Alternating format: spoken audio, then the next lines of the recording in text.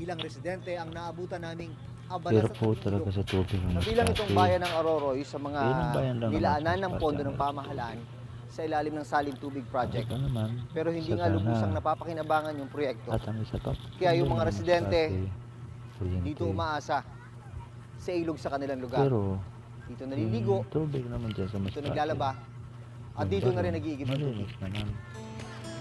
Isa sa mga naglalaba rito, si Aling Susan Taberlas. Wala kami karanas na may tubig na nagaan sa amin. Wala. Diretso sa bahay, wala. Kahit malapit sa bahay. Wala mga tubo-tubo man lang na nakarating doon. May mga tubo, alam ko, dyan lang sa talaga, kasada. Yung tubo na yun na nakarating sa kalsada, may umagos ba na tubig talaga doon o wala nga talaga? daw. Wala daw. talaga. Kaya hindi kami nakaigib. Dito sa ilog sila umaasa. Ito yung ginagawa ng mga karamihan ng mga residente rito.